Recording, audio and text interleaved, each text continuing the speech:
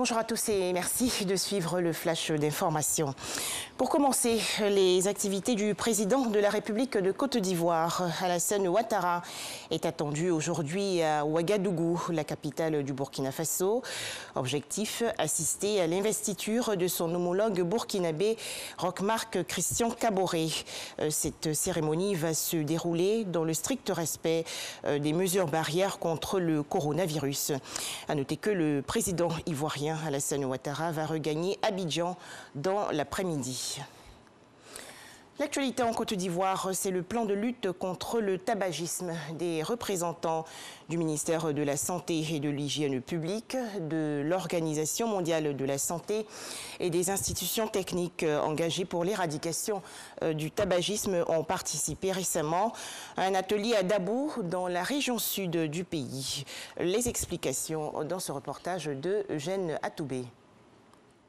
Valider le projet de décret portant conditionnement, étiquetage, avertissement sanitaire et commercialisation des produits du tabac. C'est l'objectif de l'atelier réunissant experts de l'OMS, du Programme national de lutte contre le tabagisme et les représentants des ministères et institutions techniques engagés dans la lutte anti-tabac.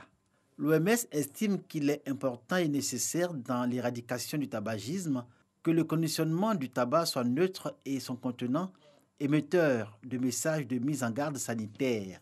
Plus clairement, que le conditionnement soit un message d'avertissement écrit ou visuel qui renseigne sur les dangers de la consommation du tabac. C'est pour montrer à la population qu'il ne sait pas lire et écrire, mais qu'à travers des images, là, on verra que ce produit-là est toxique et que cela peut entraîner les maladies et par conséquent la mort. Le ministre de la Santé et de l'Hygiène publique, Eugène Akaoulé, qui a ouvert les travaux de l'atelier, ne cache pas son empressement à voir valider ce projet de décret, rappelant que chaque année, environ 5000 personnes meurent en Côte d'Ivoire d'une maladie liée à leur tabagisme.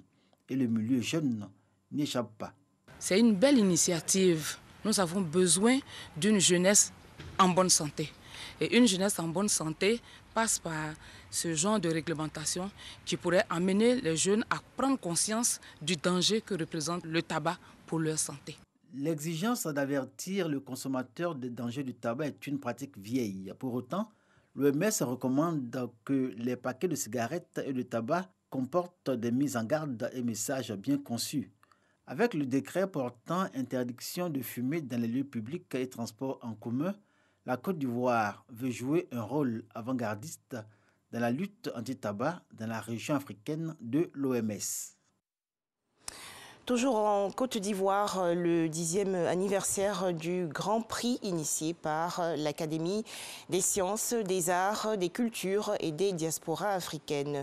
Le Grand Prix ASCAD sera donc attribué le 30 décembre prochain. Thème retenu pour cette cérémonie, la contribution à la protection de l'enfance en danger en Côte d'Ivoire. Plus de détails dans le journal de 13h. À présent, l'actualité hors de chez nous. Les populations ont voté hier pour la présidentielle et les législatives en Centrafrique. Les deux scrutins se sont bien déroulés à Bangui, la capitale. En revanche, dans plusieurs villes de l'intérieur du pays, des groupes armés ont perturbé le vote. Les résultats provisoires sont attendus le 4 janvier 2021. Cette affaire fait couler beaucoup d'encre au Soudan. Un homme est décédé sous la torture lors d'un interrogatoire mené par les forces de soutien rapide, une milice paramilitaire intégrée à l'armée soudanaise sous le règne de Omar el-Béchir.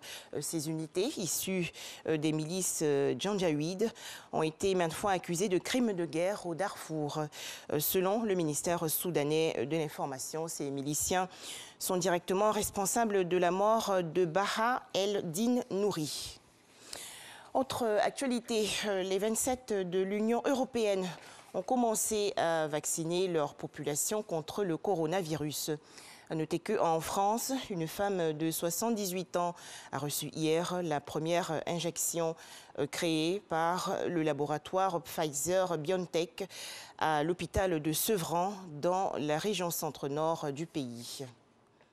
Enfin, direction les États-Unis où, sous la pression de parlementaires de tous bords politiques, le président Donald Trump a finalement ratifié hier le nouveau plan de relance de l'économie du pays.